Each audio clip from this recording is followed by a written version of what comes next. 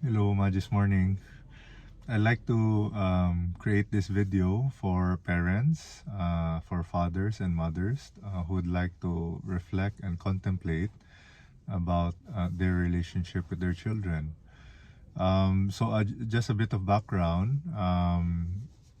In 2022-23, I prayed the spiritual exercise in everyday life of St. Ignatius of Loyola with Jesuit West USA. And I heard a very clear invitation from Jesus. Bobby gazed at the hidden life of the Holy Family, Mary, Saint Joseph, and Jesus in Nazareth. Uh, it's timely that for the entire year of 2023, me and Kim, we switched roles. No, she found a very fulfilling work in an executive health clinic in Vancouver. So for a year, I was invited to accompany, to gaze, to listen, to contemplate, to journey with my three children, Daniel, Dominic, and Davini. What have I have learned a lot of things. No, I have learned many things about hidden work, about faithfulness, no, about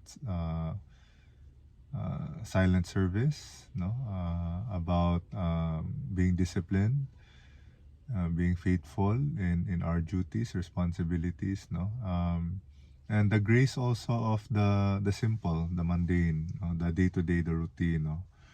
Uh, I feel that is where we are formed. That is where we are developed, no, by God to become more loving people. But my greatest learning came recently when me and Kim, we were struggling on how to manage the attitude and behavior of our eldest son Daniel. No? Daniel's almost turning 10 years old. And he has been exhibiting a lot of signs of entitlement, of being self-centered, being rough, being at times angry, raising his voice, demanding things, wanting things instantly, immediately, addiction to screen time, addiction to games and play, not being mindful on his responsibilities, his chores and contribution to the family, not listening to his parents, being disrespectful, so many, a lot, no. So we were lost, we were lost, me and Kim. So I discerned to put more time. So imagine for 1 year I was already putting time, gazing my children, but now I had to exert more intentionality, creating space for dialogue with my eldest son. So I had a lot of one-on-one conversation with him, a lot of one-on-one listening. And what surfaced is that number one, he did not know what to do. Daniel need guidance. He's still a young boy, still growing up. He's still trying to discern. He's still trying to find his way, his path. He's still learning to listen to his emotions, express his emotions. He's learning on how to regulate. He's learning how to understand, his inner feelings. That realization was affirmed, by a video sent by Catherine Kelly, our Christian Life Community coordinator in St. Mark Parish in UBC. She sent me a video from Jesuit East USA, from a priest who created some sort of a reflection, contemplation on the Ignatian family. So the invitation was contemplate the feelings of Mama Mary and Jesus when Jesus got lost in the temple. So of course, parents got emotional, parents got frustrated, got angry, etc. So what did that tell us? What did that tell me? That Mama Mary and Saint Joseph also got emotional. So they also expressed their feelings, their worry, their fear. their frustration to Jesus, no, who got lost, no. So that number one is an acceptance for me that it's fine to have feelings, no, it's okay to express it, no. And then what's the next step, no? So the next step is that, okay, a realization that my son Jesus Daniel is still a young boy, no, and I am a steward, no, and they also have a creator. God created them, no? So how do I learn to accompany Jesus and Daniel? How do I learn to journey with them and to help them listen to the will of God for their life, no?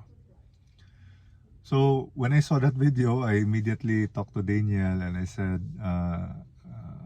I realized, no, and it just came to me suddenly that a lot of those areas that he needs to improve, behaviors and habits he needs to improve, is actually a reflection of myself, a reflection of my shadow, a reflection of my hidden spot, a reflection of my own behavior, my own patterns, my own sinfulness, no?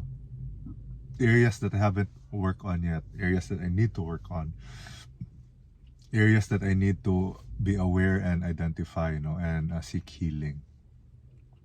So there was a very big shift, no, and the biggest learning is that previously my experience of how a father treats the son is that the father separates himself from the son, and the father calls out the son for his sinfulness and his mistake, and tells the son that you need to improve. So the challenge, the burden is in the son.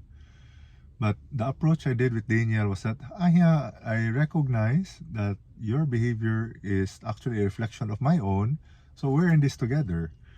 No, your challenge is also my challenge. My challenge is yours. Why don't we work together? No, why don't we journey together? No, towards healing, towards identifying what are the good behaviors we would like to work towards, no, and how do we work towards that, no, and behaviors that we'd like to stop, no, and be mindful of. So Daniel, through his learning from St. Paul's School, he created a chart, no, with some sort of a scorecard, no, on the left side, behaviors that he would like to work on, and then the right side, behaviors that he'd like to stop, no. So he called it some sort of a bar scorecard, and so far he's been doing very well, no, being consistent and short of transformative. So there's a very big difference between a father or a mother telling their children that they are the problem and they need to fix it themselves, and they need to fix it or else. And the other option is that we're in this together. The behavior you have is also mine. We are one, and let's walk together and improve together as a parent and child. A very big difference. No? The first one, it did not work for a few months, year, with Daniel, but the second one, instant change. So our current spring break, you know, we did a lot of activities together, and I personally witnessed the transformation of Daniel. He's more consistent, more helpful, more kind, no, a lot of initiatives, no, takes a lot of initiatives. Before, when you ask him to do something, he frowns and he complains, but now, yes, Dad, he smiles.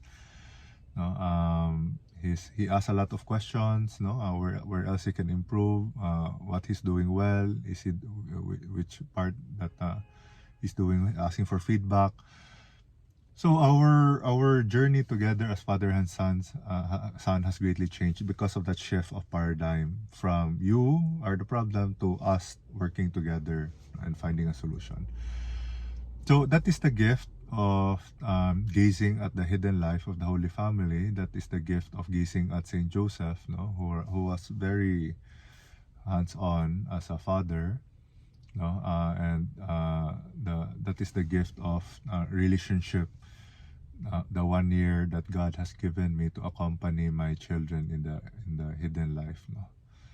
So sometimes, so I invite all parents, no, if possible, no, to spend more time with their children, to listen to their children, and to also be mindful that the behavior of our children may be a reflection of our own, because our children gaze at us, our children look up to us, our children love us, no? And they tend to absorb, they tend to listen, and they tend to follow our way of doing things, no? Both the good and the bad.